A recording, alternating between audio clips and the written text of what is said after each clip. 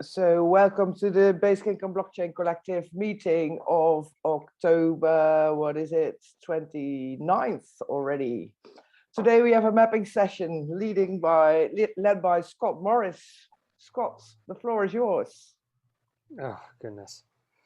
Hello, everyone. I would like to just provide the overall caveat that it's quite early here in Mexico. Not that I'm alone in this. Humberto is obviously here as well. I think it has something to do with Dios Muertos being this weekend. But for some reason here in Mexico City, people were shooting off fireworks at like 2 and 3 in the morning. So yeah, I'm not sure if thumbs up is my personal response to this situation. But yes, I'm coming into the meeting with less than my preferred amount of sleep. So please take it a little easy on me. I do have coffee, makes me very happy. Um, but yes, generally speaking, this mapping session here is an experiment. This is not a normal flow that I provide when I'm working with teams on developing their token economies, etc. But I'm doing this on invitation of Humberto after we had our time together in Austria, and I shared, this framework that helps to organize a number of considerations, which can both be applied to an individual system as well as to an ecosystem, right? Like the entire UBI blockchain collective here. Um, and so what I've got for us is a Miro board. It is a very simple Miro board, and what I have come into today believing was our objective is to map what functionality we have available in each of our platforms so that, and this is like at a very kind of high level, not exceptionally detailed information, just so that we can see where uh, certain types of functionality are already built, um, so that we're not reinventing wheels, right? Um, then this morning, just kind of to confirm this assumption, I asked Humberto for a little text on like what our collective purpose here is. So Humberto, with your permission, I'll just copy that into the chat. Is that okay? All right. So to create a library of regenerative templates with our members' knowledge, supply chains, and technologies to enable purpose-driven communities to plug and play them as they see fit within their local context. Our first effort is focused in turning universal basic income into a plug-and-play template that can be taken by any willing community, no matter their size, geographical location, or cultural power. I think this is a very laudable aim. I cannot promise that we will have this at the end of our session today, but um, hopefully what we do can help. So I'm also presuming that people are okay working in Miro. Let me get our Miro link. Share. Anyone with the link can view. Let's see here. Humberto, I'm not sure who's included in the Miro team for UBIBC, but that is where I made Permissions this there? board.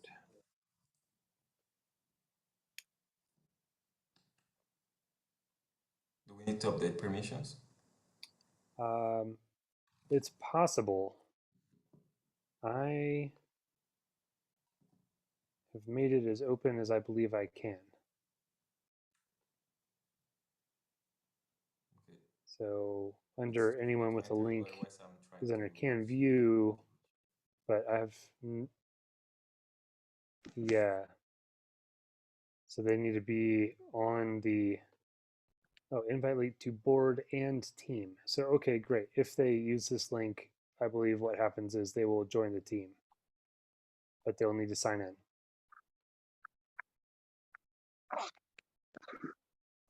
Great. I'm in. Anyway. Cool.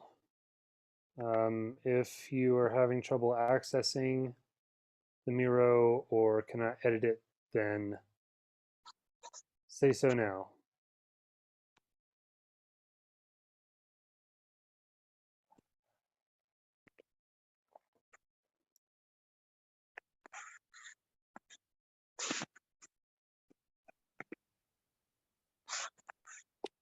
My call just dropped and I had to rejoin. May I have the link again, please?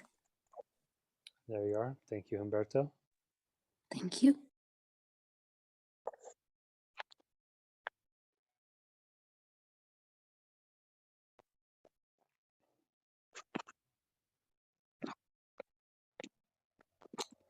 And I don't know who's intending to join us in the exercise here, but I feel like just checking.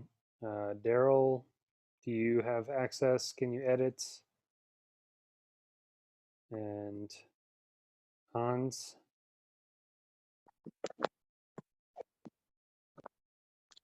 Yeah, I'm on my phone, so I'm still trying to figure out if I can do that, but I'm going to try and get in. Thanks. Oh, all right. All right. Yeah, on your phone, this would be a little more difficult. Don't sweat it. The Miro board will be there when you're ready for it.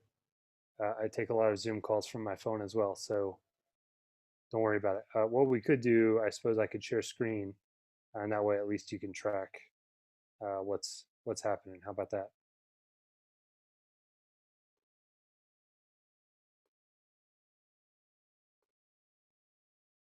All right.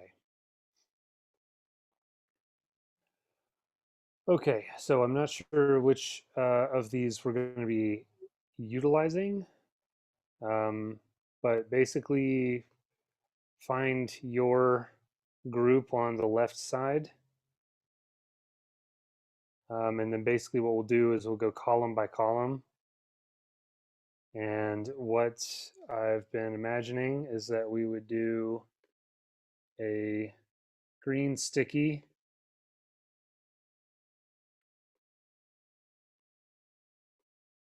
if you have this functionality. Okay. And a yellow sticky if you're relying on an integration. And then basically just blank if you don't have this functionality.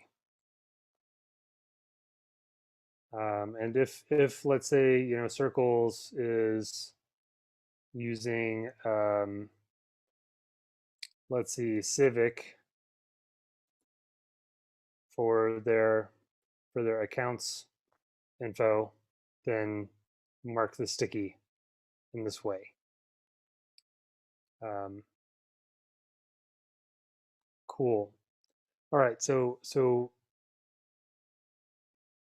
I want to provide a little bit of background here because we're looking at 1/4 of a larger framework. I'm going to zoom out just a little bit and just kind of label. This is what I refer to as the how piece. All right.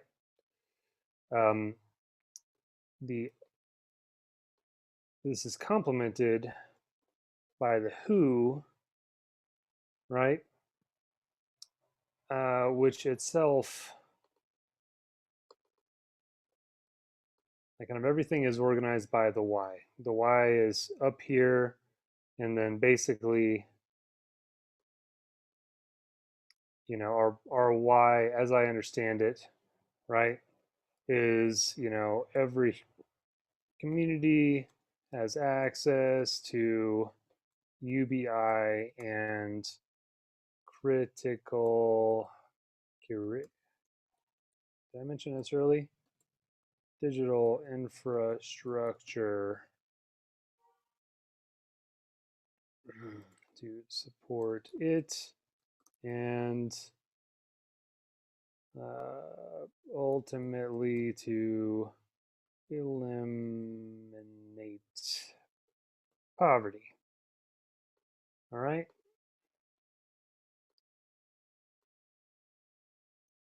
Boom. This is the why that I'm filling in based on my understanding of this organization and its reason for being. The who, I'll, just before we dive into the column by column thing, I want to supply a little bit of this additional context because I think then, you know, you're when you look at these column headings, you're like, okay, researching, like why is this a thing that we care about? Like, what is this functionality? Why would I even need to have some researching capacity or functionality available? So I'm doing a little bit of level setting here so we know why that's included. And also just, you know, while we're technically, let me get the how over here, okay? Because what we're really talking about, here we are, there we go. That should look a little better. Yes, yes, I'm already feeling better about it. Very good, very good. Okay, so the why is our overarching purpose, right? And basically we can, again, just think about this in terms of, what happened to our column over here? Is our overarching purpose that can be applied to one system, but also the entire ecosystem. Okay, the who, I break into 4 parts. And the way that I break this up, I don't even think that we really need a table, but it's there now, so it'll be fine. And we're going to need some larger text, I think.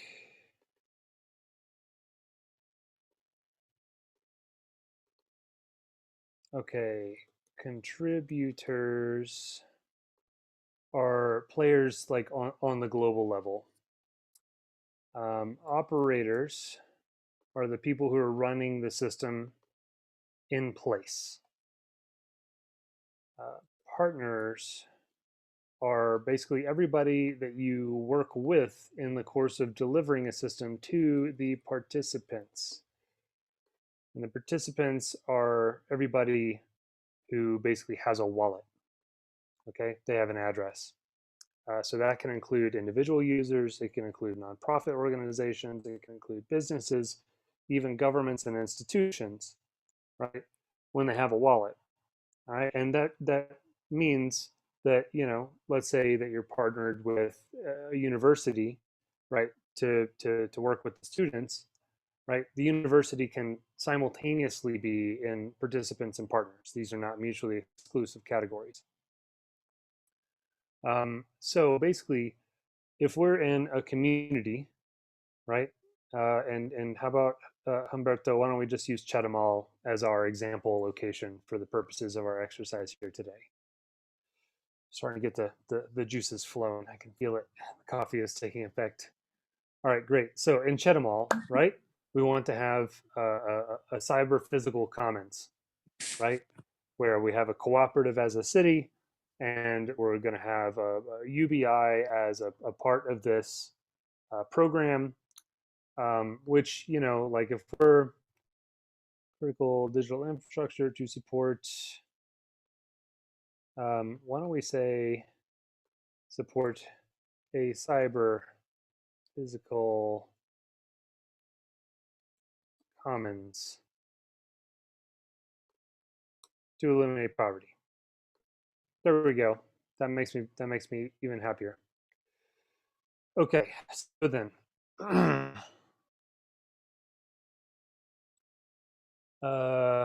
first and foremost, right? Universal basic income is not a system. All right, let's be very clear.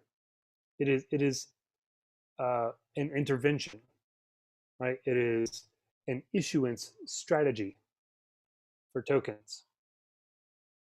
In a way of thinking, if those tokens are fiat central bank issued currency, great, so be it. Some sort of you know backing from the traditional realm. But here, generally speaking, I'm going to be presuming that we've got some sort of crypto aspect to this, and that means that we're going to have some kind of a reserve account, which may need to have some sort of value deposited in it in order to kind of back or fund the UBI, which then gets issued out to our participants. That is kind of a mapping of the system components is normally what I would map out in the what. And I have a very rough sketch, which I'm not prepared to just whip out right now, of how to map these things out from global to local, so that we can kind of see, it's a stakeholder map, but it's also a value flow diagram. So you can see where these funds come in, where they go, what's happening, who they go to next, and then what happens from there, right? You may recall on the earlier calls when I've been introduced that my background is in community currencies. That definitely influences my lens when it comes to this, as well as what I consider to be critical digital infrastructure. So, for example, having a digital marketplace environment where your participants, aka beneficiaries, right, have the ability to trade with one another their local UBI tokens for local goods and services, to me, is a non-negotiable, right? Sure, can you do a UBI program without doing that? Sure, but what's going to happen is the same thing that happens in regular economy when you just take cash and you put it into a place. It leaks out, right? It leaves the economy just as quickly as it comes in. There are ways that you can have a number to understand what's called the multiplier effect, right? So if I take €1 million or 1 million pesos, right, and I put it into Chetumal, then basically what I'm looking to have an understanding of is how much economic impact do we create in the Chetumal target economy, right? And you could basically there are different studies. I mean, it depends on the economy, on the locale, what's being produced there, et cetera, what their demand for cash is. In other words, like how much do they need to export so that they can import currency so that they can buy the things that they need. And basically where community currencies and place-based systems come in is you create an environment that is much more conducive to local on local trade and exchange, so that you get a much higher multiplier effect on the units of value that you put into the system. All right. And if you do it right, that multiplier effect can be like 10 times, right? Which is huge. It's astounding. In the near future, I'm going to be writing and speaking more about a mechanism that guarantees this increase in multiplier effect a little thing that I have come to call impact locking. Okay, great. So basically, that's the setup. Okay, is that we're trying to focus. I mean, first and foremost, let's just understand that my approach to this is from a place-based approach, right? I'm presuming that each of us are operating in a specific community or geography. All right. If you're trying to do a global UBI, in my mind, you're trying to boil the ocean, and you're not going to have a very good time with that. I cannot recommend that be your strategy. All right. If your community is a global community, so be it, right? That's okay. So we're just trying to have a UBI for our community, which happens to be a global community. Great. These principles can still apply. I still think that's going to be a lot more difficult than operating on a place-based thing, but that's just my style. All right. So, but in a general sense, what we're discussing here is a community-based UBI, right? And in order to execute on this desire, right, we have a preferred solution, right? UBI, like I said, is a type of intervention. It's a type of solution. It's an intervention strategy, but it is not itself a system, in that there are a number of ways that you can create a system that delivers a UBI, right? Here under the how arrangement, and kind of the presumptions, the what, which again has been kind of invisible thus far. What we are presuming is that we're going to have basically a DAO-like structure, okay? In order to kind of have this cyber-physical commons, right, where the community, is enabled with this digital infrastructure that all of us are holding different pieces of. There's some sort of fund, right, which resources can be brought into, and then collectively we are governing those resources to allocate them to support good things in the community, right? UBI, right, to all of the participants is one example of how we can be allocating those resources. So just by way of setting this context so that you understand why I'm caring about these column headings right here, okay? So, yeah, I will do my best to supply additional context as we go through. But then as we said earlier, kind of for Julio's benefit, and I'm not sure who else has joined since we began this part of our time together here. Basically, for each platform or group, right? What I'm curious to do is just to create kind of a simple visual map as to who has which of these components, right? And I'm color coding these very intentionally. Of green is like proof of humanity, has their own accounts, right? So they are kind of verifying identity. I don't really know how far we need to take this, like as far as doing like KYC and the like, so you can see how each of these things can be split into a number of sub questions. This is fine. But the thing is are you doing it, or are you relying on integration to do it?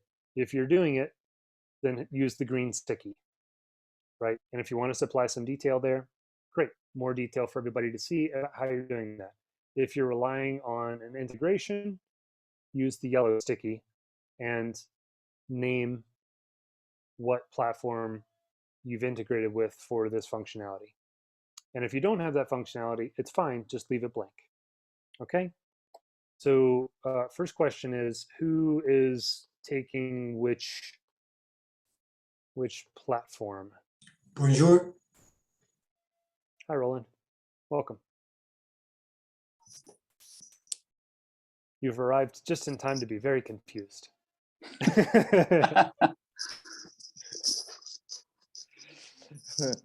So I'm presuming Julio's going to have circles.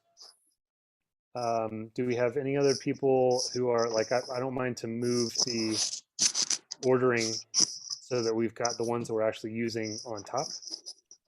I will be taking Mission Possible. Mission Possible. All right. I see Julio in the room, so I'm presuming you're taking circles, my dude. Excellent.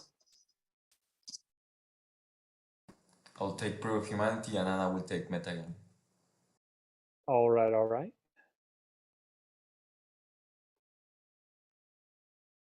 And So- then Anna, I see you here doing the things. Do you mind to color code your stickies? And I will just recap the nature of our exercise just before we dive into the column by column for people who've just joined us.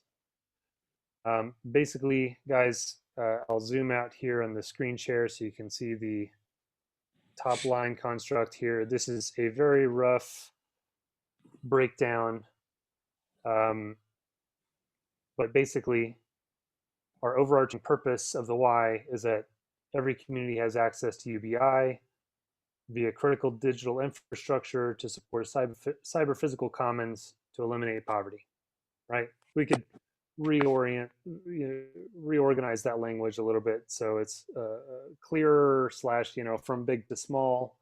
But basically we're kind of looking at different UBI platforms from kind of a meta lens, a meta model approach, right? Not the Facebook meta. It makes me gag a little. But there's the why, there's the who, which you'll see I've got 4 different types of who. We don't need to worry about that right now. There's the what, which is basically we've got like a place-based DAO, right? A community DAO kind of approach, right? Where we've got a reserve fund, right? We've got the community which is governing these resources, and we're allocating them for the benefit of the community. And one of the ways which we might decide to allocate this is through a UBI, all right? And based on that presumption that we've got a community and we've got kind of a DAO structure and governance of the resources, that we're sharing resources for shared purposes, right? That is what gives us the, who's messing with their thing here? I'm gonna lock it. There we go. It's locked. Can you still edit the individual things? No. Yeesh. Let me see if I can just lock it in place. Nope. I think that I wanted All to right. move. Sorry, I just want to let you know that was me. I did manage to get on Miro on my smartphone, but because of the touchscreen, I'm trying to Gotcha. navigate it, but my navigation effort is also altering it. So I will stop doing that and just watch your screen. So you can unlock it. All Apologize. right. Well, no, all good, buddy. Okay. All right. Great. So then, great. Once again,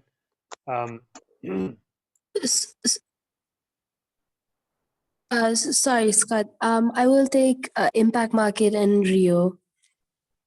okay. Also, Scott, you can take Crypto UBI Foundation off. That is not a UBI platform. That's my organization that Cool. just wanted to be in the system in your database, but it's not Yeah. relevant to this exercise. Cool. Very good. All right. So once again, the nature of the exercise here, we're doing a functionality-based mapping, right, through this sort of system-centric view. And in the course of a community sharing resources for shared purposes, there are a number of kind of key activities that occur in that process, right? And kind of the question is, who in the collective has which types of functionality built into their platforms or are integrating with some other platform for that functionality, right? And basically the goal of this is to say, okay, I have this lane, right? I'm metagame, and I have these pieces of functionality. So if you need those things, just know that you can come to me for those things rather than needing to redevelop them yourselves, right? So this is an exercise that can help us avoid reinvented wheels. And so the color coding of the stickies is, you know, I'm proof of humanity, and I have the functionality of having people's accounts and grouping them into communities, right? Those can kind of be considered two different questions. The next one, and then the yellow stickies are, we have an integration that does this, right? I just made up the civic one. This is both of these are examples, so I'm just going to delete them now. All right. Hey Scott, What what is the catalyzing? Yeah, so I'm going to go column by column now and explain these verbs because I know that they're very abstract. And this one, the first one is actually just caring. And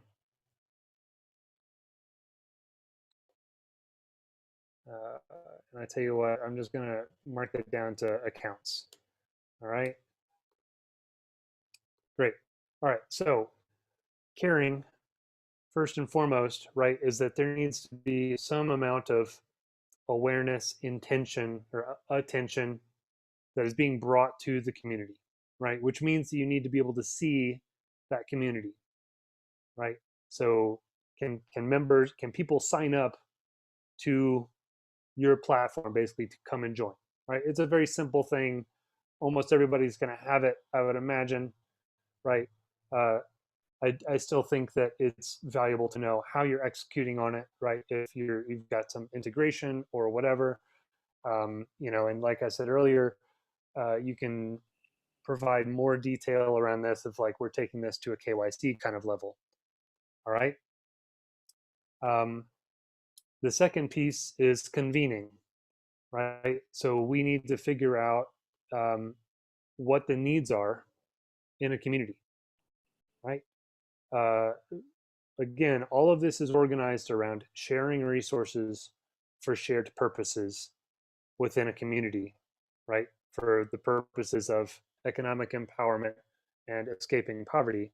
So just as we are here today, guided by an overarching purpose, right, with a set of sub-needs, so too are our beneficiary communities best motivated by their own needs, right? All we're trying to do is supply them with the critical digital infrastructure that they've been missing in order to address their own local challenges, right? And to me, this is where we can start talking about the UN SDGs. If you want to start organizing these by impact category, great, right? If you've just got a map and people can report when they have problems or you know, kind of needs and offers like approach, right? We'll get to the offers a bit later, but you need to know what your beneficiaries need, right? So that you can help them meet those needs, right? That's what this is about. Researching is basically at the beginning of kind of well, in between, right? Knowing what the needs are and deciding what we're going to do about that, right? We need to have ideas about what are good solutions for those problems, right? So researching to me means that we're connected to some sort of solutions database, right? Where you know, we're able to source good ideas from. Okay, there's a number of these that are out there, and basically the kind of beginning here, we're starting to enter into what I kind of refer to as a civic innovation cycle, right? So think about like I guess X Prize, you know, or hackathons kind of thing. You know, we need to have those ideas around what it is, what the solutions are. Catalyzing is around providing a space for people. You know, they put that idea forward. Hey, you know, let's think. Okay, great. We know that we have a childcare issue. So what I'd like to do is to put together a network of childcare providers, so that we can, you know, provide them UBI or support them with the time-based currency, or, you know, otherwise create an intervention to address the childcare crisis. Okay, but before that can even really kind of become a proposal, right? We need to have that kind of incubation space where that person championing that issue says, hey, I'm so and so, I'm going to be working on this, and we need support, right? So bringing together a team and, you know, helping provide that mentorship at a very early stage. The next one, prototyping, is when we move into basically planning how that idea can become manifest. So I would kind of refer to this as like an accelerator program, right, where you've got mentorship that's being provided, right, whether that's through, you know, an actual like an incubator accelerator program, or a university, or a distributed network of people who care about the issue, etc. That's where we start to go from just purely idea and like the desire to do something to we're documenting how we're going to do this, so that it can basically become a proposal for funding. Structuring is, okay, great, we've got a strategy for implementing the solution. Now we need to organize, right, what that's going to look like kind of from an operational sense. Okay, and this is, again, you know, basically the other side of the coin that is a proposal for funding. Great. Then we are basically going to, now we've got our proposal, right? We could there's major milestones that occur every two columns. I can provide a little more background context, but that's going to be a bit of a chasing a rabbit down the rabbit hole, so I'm going to gloss over it for now. Basically, we've got our proposal, and now we're going to our DAO, right? Our place-based fund, and we're lobbying basically for it to get the funding. Hey, you know, I'm so and so. I've been working on this proposal around addressing the childcare crisis. We've got our proposal now up for vote. You know, please make sure you're going and voting for it, and that can include, you know, individuals who are voting for it, organizational endorsements, etc. There's kind of some elegance to a larger strategy around this that we don't need to get into, but basically everybody should be able to endorse the proposals that they want. Then governing is the actual voting of it. All right, so you've got your community members, right, and at whatever frequency this is, once a month, once a year, once a lunar cycle, right, once a week, right, but there's some sort of governance frequency that's occurring here, so they can actually cast their vote or show their support, and however that's done in these systems, you know, liquid democracy, whatever. There's a number of different ways that you can do it, as you all know. So that one's there. Okay. Now, securing is another way of saying ensuring. This one is, I think, kind of less relevant to our UBI use case, you know, but it could be relevant. Let's just keep going with the childcare, you know, example. If you're going to start up an organization that, you know, helps organize and deploy a network of childcare providers, yeah, you might need insurance for that. You know, like there's a host of things that could go wrong and you might be considered legally liable, as a player in organizing that exchange of value. Okay, so this gets really important when we're talking about providing financing to, regenerative agriculture or other kinds of regenerative enterprises. You need to de-risk that investment before other investors will come in and get involved, right? So I know this isn't necessarily applicable to our UBI use case here, but it's an important function to have included. All right, so funding is the actual allocation of the funds, right? So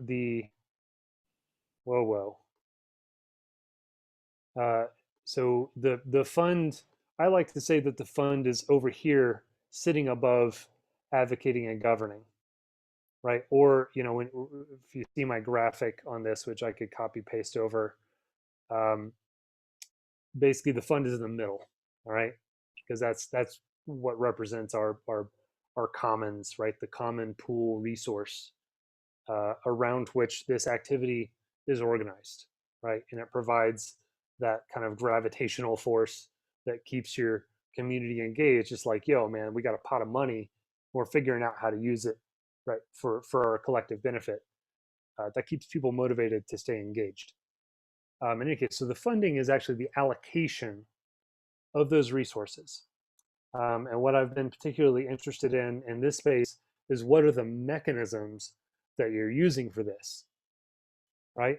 So is this an impact bond, or an alpha bond, or is it a grant, right? Some kind of loan, etc. So this gives us a space wherein we can organize, right?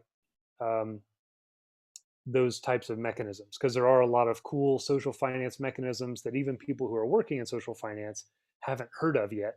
So this gives us a way to kind of aggregate those and cross-pollinate them across these different systems. Implementing, all right? So now we're going from the funding space into the actual action space, right? So all of the real world exchanges of value, right? The delivery of the childcare in our example happens here, right? And so what I'm really interested to know about from a functional perspective and a technical perspective is how are you facilitating the delivery of real value, right? Are you going that far? Earlier in this talk, I guess, I said that I basically consider having a digital marketplace environment to be essential, right? To be a non-negotiable thing. My rationale for that is that without that environment, then, and all you're doing is just putting money into a place, then what's going to happen is that money is going to immediately leak right through that economy. And therefore, the overall impact that you're going to generate is going to be much less, because you're not getting the benefits of the multiplier effects of providing that container, right, within which the liquidity that you're putting into that economy can circulate multiple times before leaking out, right? Again, my background is in community currencies. The local multiplier effect is like the MVP in terms of like how we're delivering more impact per unit that's put into the system. So it's very natural for me to feel very strongly about this and to urge you all to create, the types of digital environments that are conducive to higher multiplier effects. So implementing means that we are delivering goods and services, right?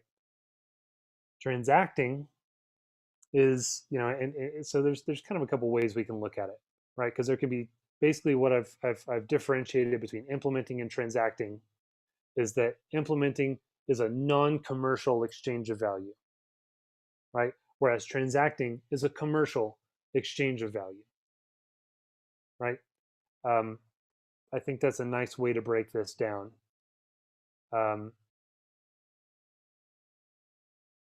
We could also say that implementing means delivering value and transacting means responding to that delivery with some form of payment, right? Whether that's commercial or non-commercial. Depends on how you want to break this space down, but it's not really so important for us here. And then measuring is how are we seeing, right, all of this activity, right? So yeah, I mean, your donors to your UBI programs, right, are going to want some kind of visibility into what's happening with these funds, you know? So you need to know how it is that you're going to have that visibility yourself. And primarily we think about that as measuring the activities that are happening here and implementing and transacting. You know, basically in the case of a UBI, right, we would say that implementing is like, okay, well, we're going to give people the UBI, right? And then, you know, they're going to go out there and spend it and they're going to get stuff. Hooray, right? What's my visibility into that activity, right? And then finally, you're going to need to actually publish that to share that with your donors. So what's going on there? You know, is there some way of easily aggregating this, right? Automating that, you know, a dashboard kind of functionality? That'd be super helpful, right? So that concludes my flow through the how. I will just drag over here.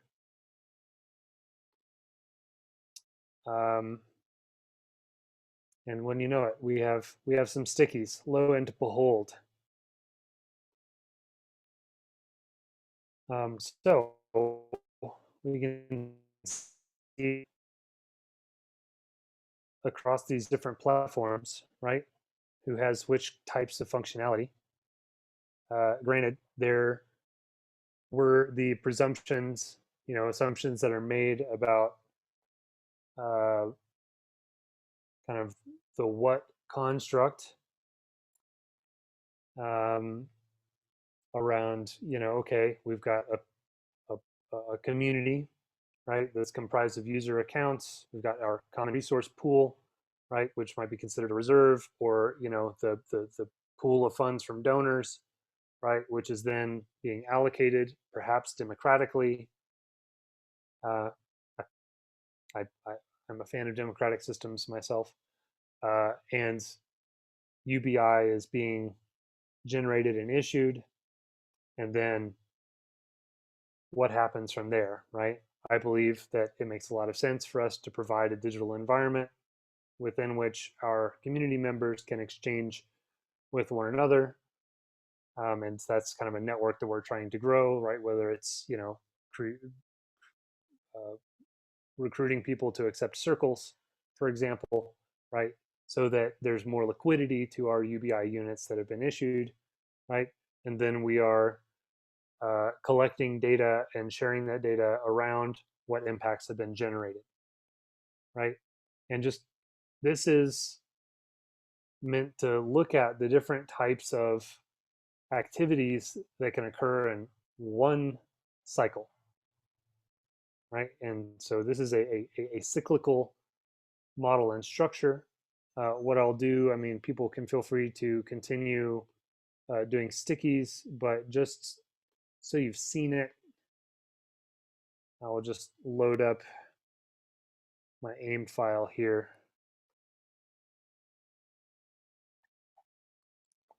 People tell me the visualization helps. But you know what? I've got it under currency design. It's easier. Here we are.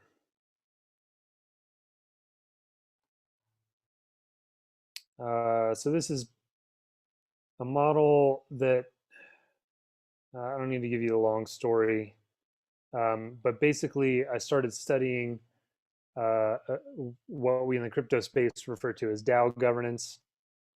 You know, basically we have a common pool resource, right? A DAO, some sort of pool of liquidity or funds, right? Which we bring a community together around to govern, right? And the functions that we've just gone through, right? There's 2 each per color, right? So the first is we're just figuring out where the needs are. The second is we're figuring out what we might like to do about that. Then we're doing planning and proposal generation. Then we're democratically allocating our resources, right? Ideally to make sure that we're serving our needs and in alignment with the wishes of the community, right? Then we're actually doing the allocations of those resources. Then they are flowing into our local market. And then we're gaining insight into what resulted, right? It's a fairly common sense kind of breakdown. And I've done a little bit of speaking to, you know, what the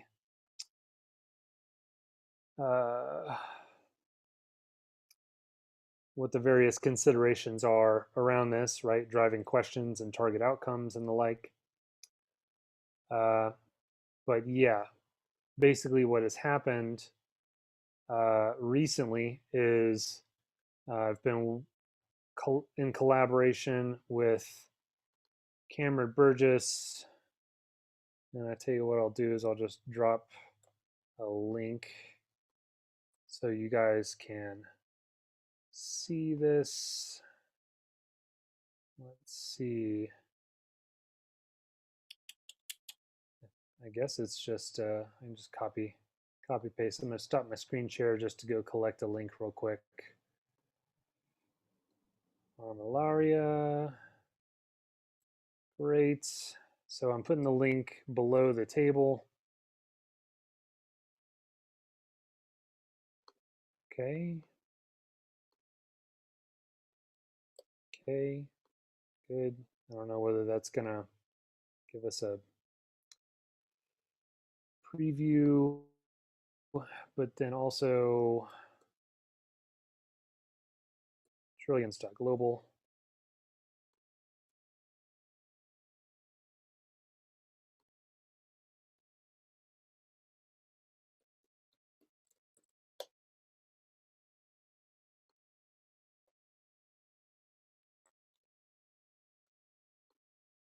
Great. So I've been collaborating with Cameron Burgess of Armillaria, who's one of the authors of this document, From Billions to Trillions, which you can find at trillions.global. And they, in that document, they introduce what they call the market network framework and an accounting of different functions and mechanisms that they see as essential to creating kind of an impact-centered economy. That's one way of phrasing it. And basically, we've iterated on that for the next iteration of the document and organized the functions in the order that you've basically seen them today. So, you know, in addition to kind of providing some sort of mapping, you know, taking the system-centric meta model view of, again, you know, having critical digital infrastructure, sharing resources for shared purposes, you create a data architecture that can serve in this ecosystem mapping functionality such that these different systems that are all interested in doing this, you know, helping communities in this way, right? Having all these different types of DAOs, again, sharing resources for all kinds of shared purposes, can start to talk to one another, right? Because we're going to need that. So that concludes the end of my ranting for today. I hope that this has been mildly useful. So thank you for your time, attention, and humoring me here. happy to take any questions or, yeah, I don't know what we want to do for the remainder of our time together. We've got about half an hour or so, I imagine.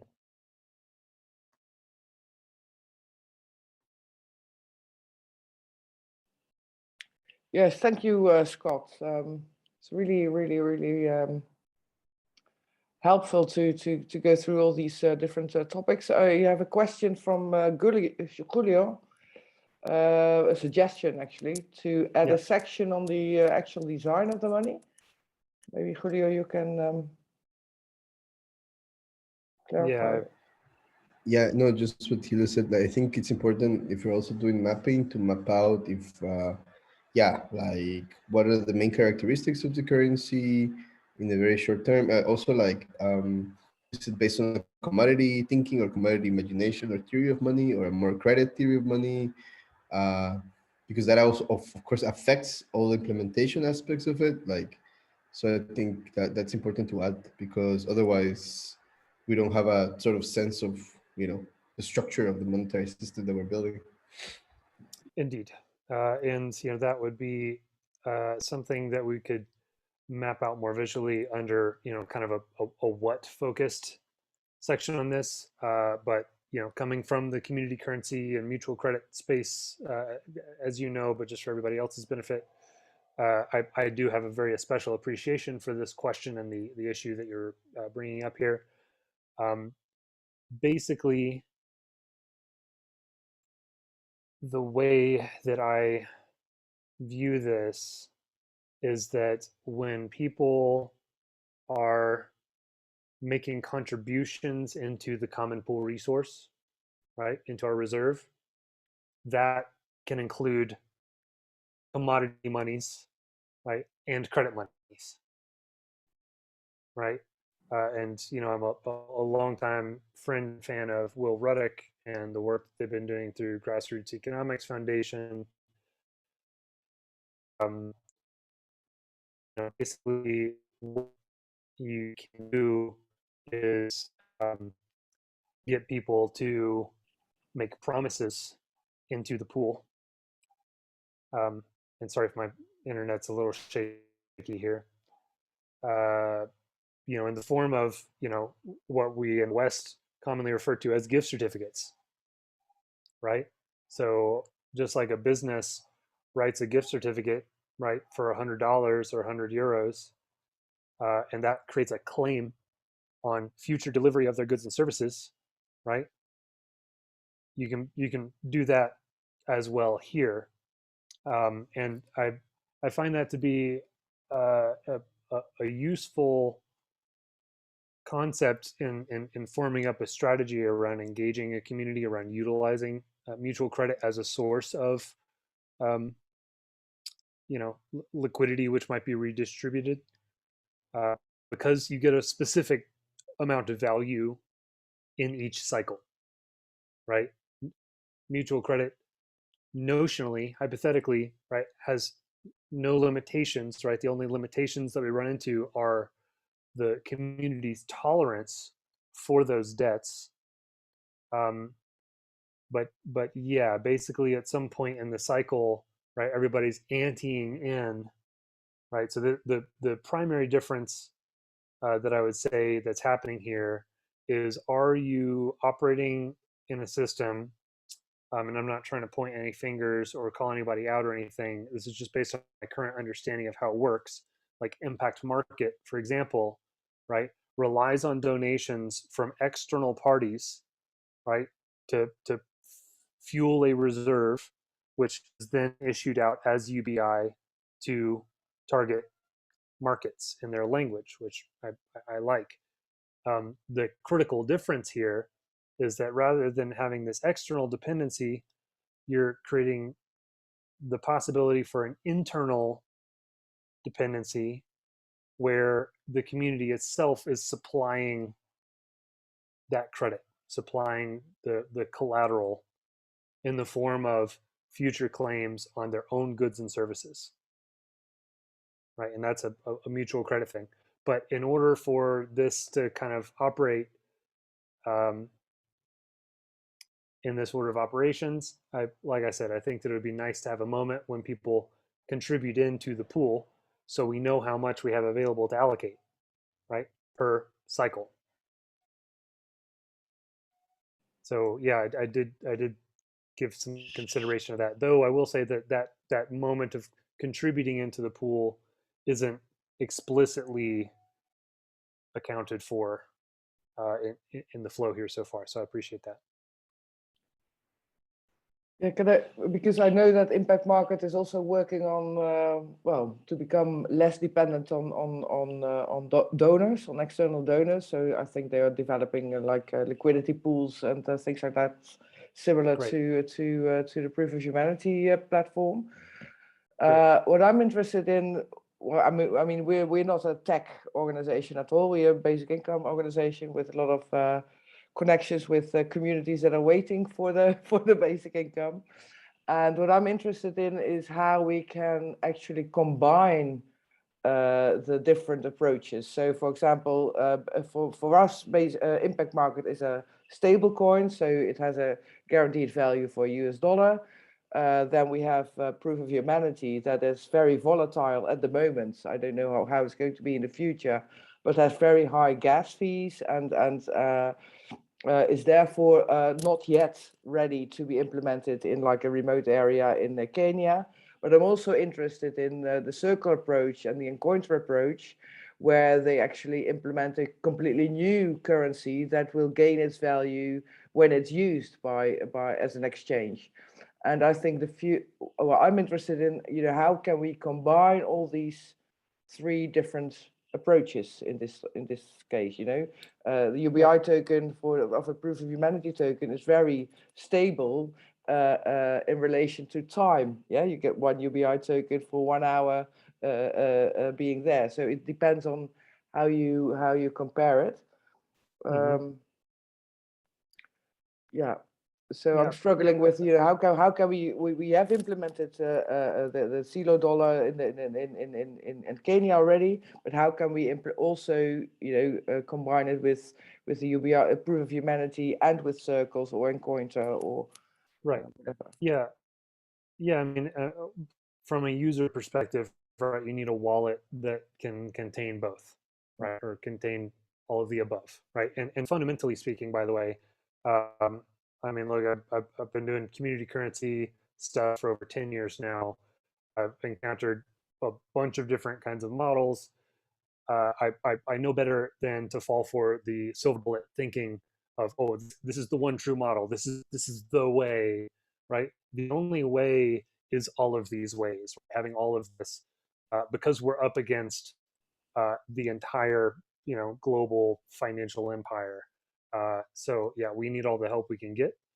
And fundamentally, therefore, I'm an economic pluralist, a monetary pluralist, and one of my mentors was Bernard Lietaer, who very often spoke about having a robust and resilient monetary ecosystem, right? And the very first paper of his that I read was the one that compared the economy, the economic system to an ecological system, right? And in terms of efficiency versus resiliency, and where we use the dollar and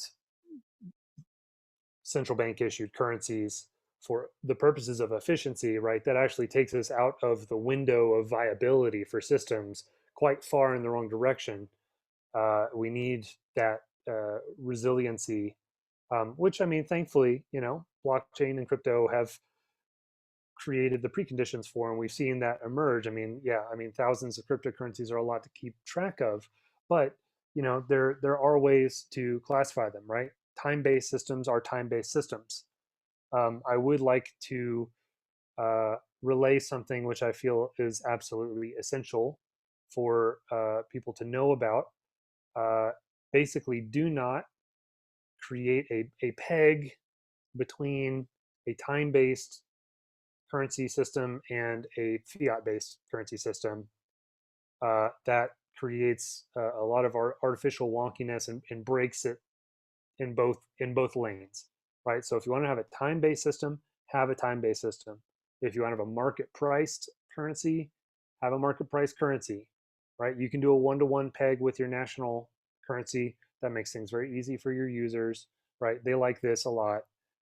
Even if it isn't a fixed peg, I would encourage you to display amounts of value using a unit of account that they're familiar with, right? Don't put information in front of people that only confuses them. Don't expect them to learn the stuff that you've learned. You're there to make their lives easier, not more difficult. And the one thing around that peg is I basically took over for the Ithaca hours in Ithaca, New York, where they made that mistake. They said 1 hour is worth $10 US in 1991 and never adjusted that. And so it was not a functional time currency in spite of being billed as a time currency. And it was a very poor market currency because the units were in hours and we're having to do these mental conversions, and it broke it. Okay. Also, in the United States, if you're operating in time currency, you are tax free, right? That's huge, right? In Europe, if you're operating in the social economy, right, then you're fine. You're not having to worry about paying VAT. It's only when you're in the commercial economy that you have to worry about paying VAT. So it's not as specific. But in the US, the time currency space is a tax-free space. And if you try to, if you create a conversion to market price currencies, then you can make all of your time-based activities taxable. So I encourage people to be aware of this because there's a nice firewall there that I would like to maintain because we need that. So sorry if I went on a little bit about that, but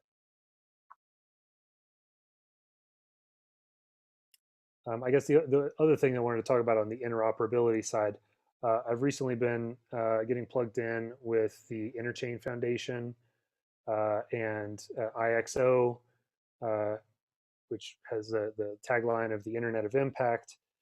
Basically, IXO has been given a leadership charge by the Interchain Foundation to convene players primarily from the Cosmos blockchain space, which is a blockchain of blockchains. So this includes Regen Network, IXO, and a whole host of players. We're getting ready to have the Cosmoverse event in Lisbon next week, which I'll be attending. And there's a lot of interest in cohering kind of a meta model, right, for developing interoperability, not only for that ecosystem, but also in a way that others would be able to come in and join quite easily. So, you know, you guys have actually just gotten a sneak peek into the stuff that I'll be presenting there as a part of the open space event that we're running.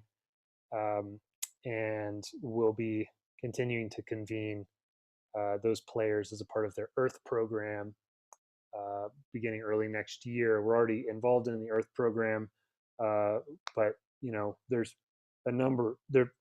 There's a bunch of stuff that's happening over there. One of these things is to develop the Earth DAO, which has some sizable seed funding coming in, and yes, so there will be that glue to bring these players together.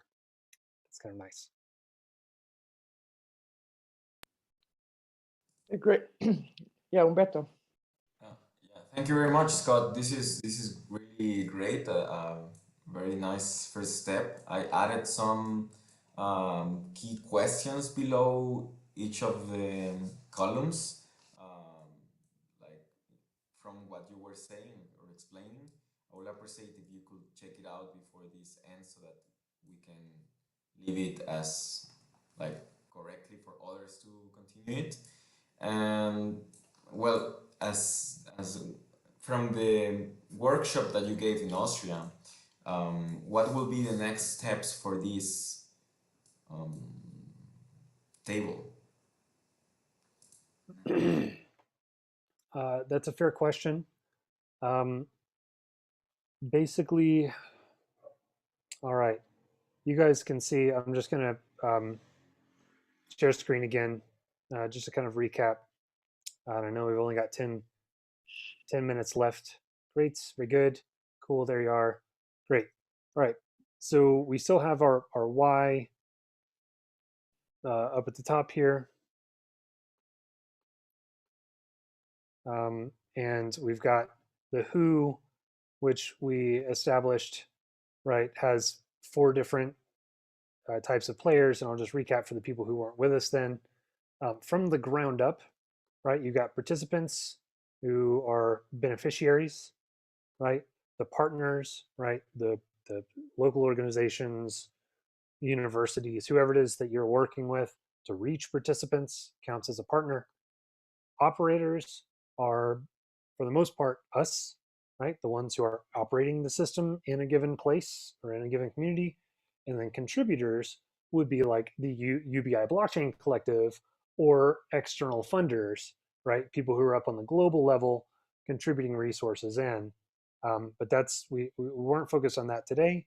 So gloss right over that. The what here,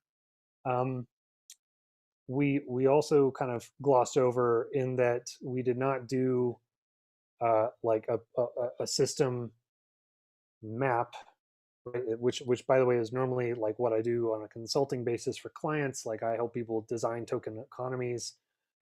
So I do have a very specific process for this, right, around mapping your stakeholders and the different components of the system and mapping the value flows. Okay, so I care an awful lot about this. All right, but the how is, you know, basically the top row, right? That's why the how is over there, and that's organized along the process of, you know, going from a sense of a problem to figuring out what we're going to do, right, around the agile impact model, kind of a breakdown, right, of we're going to do something about that, to we've done something about that, to we've seen it, we've shared it. Okay, from one end to the other. In the what, right, this, what we've just looked at is only one layer of 5. All right. The layers that I like to break down when we're breaking, or we're separating out the different aspects of the what, right, are the legal layer, the financial layer, the technical layer, which we've just spent our time on here today, the operational layer, and the social layer. Okay. And so basically, if you're trying to create a taxonomy of the solutions that are represented in the blockchain UBI blockchain collective at this point and into the future, right? Basically, you could continue this exercise by mapping, okay, what are the different types of solutions that we're utilizing in the other layers, right? And the technical layer is situated in the middle, right? Because what you can do, what is kind of feasible to implement in the real world without causing problems that undermine your success, is defined by the legal layer, right?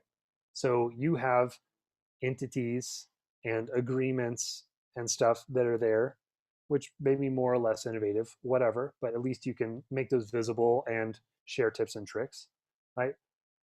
That defines what's possible in terms of financial instrumentation and financial mechanisms, right?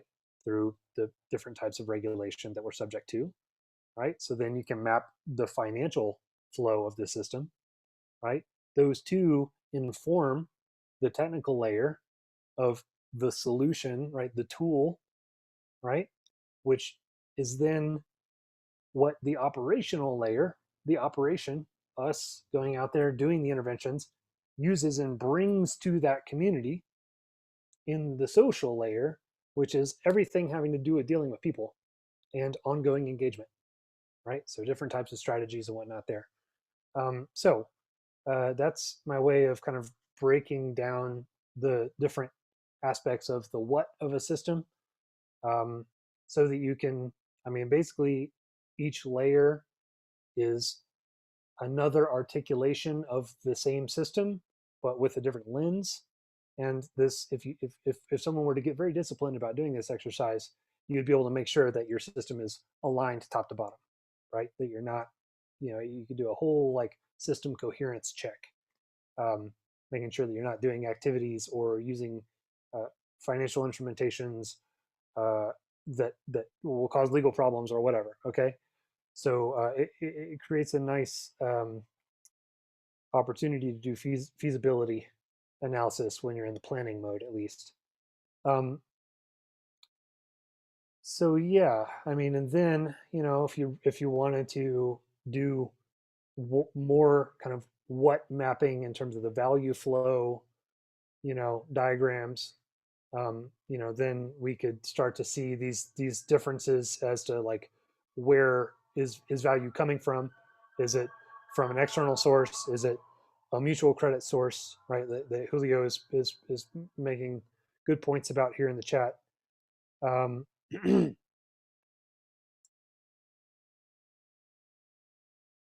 Yeah,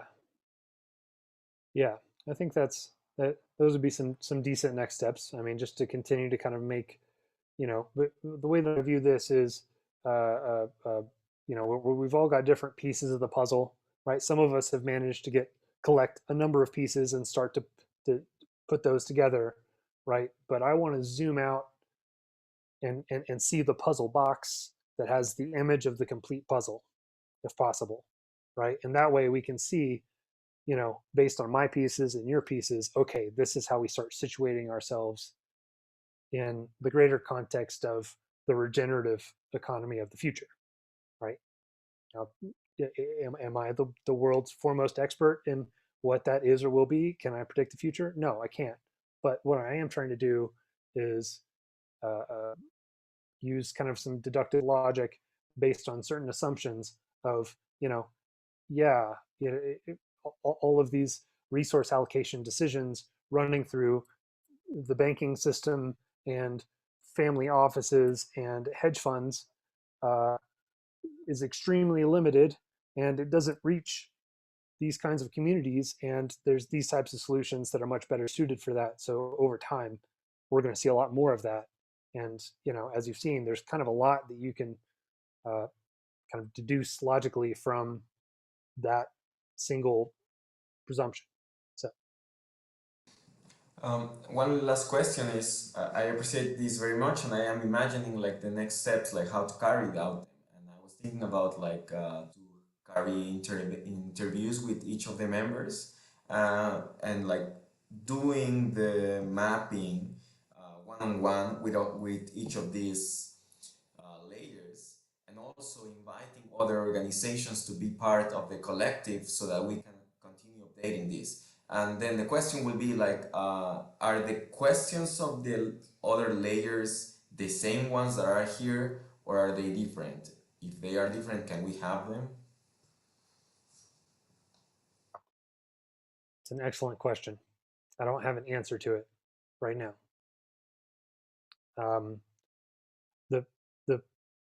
For me, all of this begins with the system, the system map, the value flow map, right? Because that accounts for all of our stakeholders, right? And to me, each one of our systems needs to have its own map, right? Because we're going to have a different grouping of stakeholders and a different set of value flows, and kind of a different set of operating environments, aka user interfaces.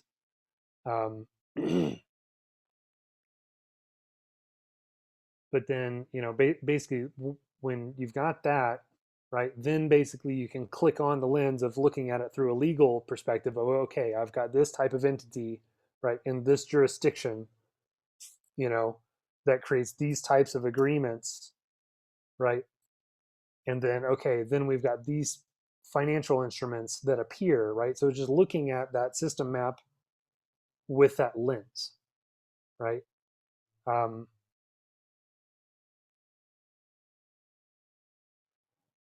Yes. So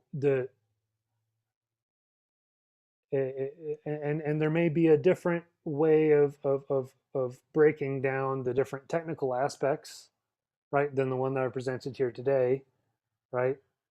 So that's my earlier caveats around, okay, there is a presumption of the type of system that we're talking about here of, okay, we're creating a pool of resources that a community is sharing for shared purposes, you know, and a UBI is one way that we might choose to allocate those resources. So I'm backing us up from the presumption that we're just getting funds from internal or external and we're doing UBI and that's it, right? Because I see UBI as one type of intervention that should operate alongside a number of other types of interventions, you know, and multiple forms of currencies and credits. So I wanted to come at it from that abstracted space because I think that that gives us a little more room for this mapping than just a UBI focused approach.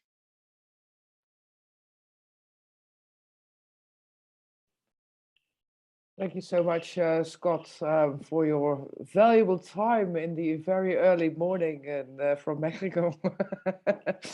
I suggest that Humberto and I will prepare a follow-up for this mapping session and see how we can integrate all the other layers for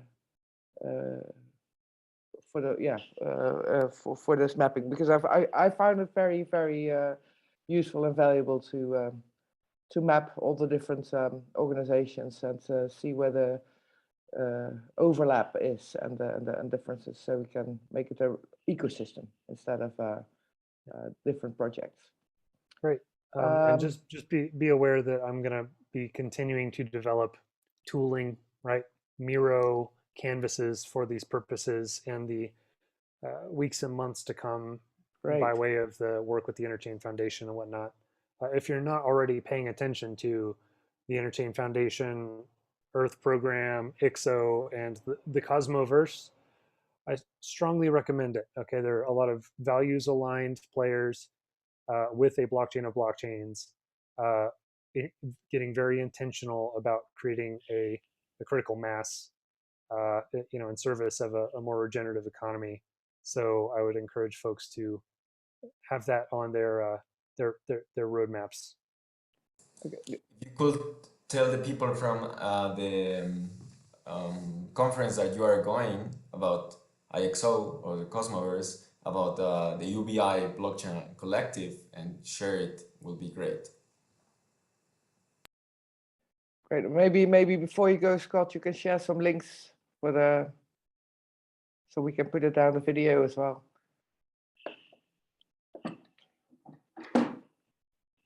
If you have them readily available, I don't know. Yeah, so we're well, it's time. It's we spent 1.5 hours, a great meeting. Thank you very much, very interactive, and we will be planning our next meeting. That will be let me just check, the 26th of November, same day, same time. I will share that invitation via email as usual.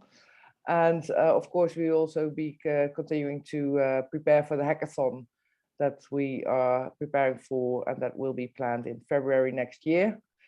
So thank you all, and see you next time. Bye-bye. Thanks, Scott. Thanks, Hilda. Bye-bye. Thank you very much. If somebody has any questions, you can reach me. Thank you. Thanks. Thanks, Scott. Thank you. Bye.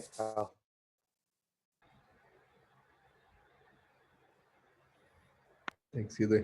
Good to see you. Nice to see you, as always.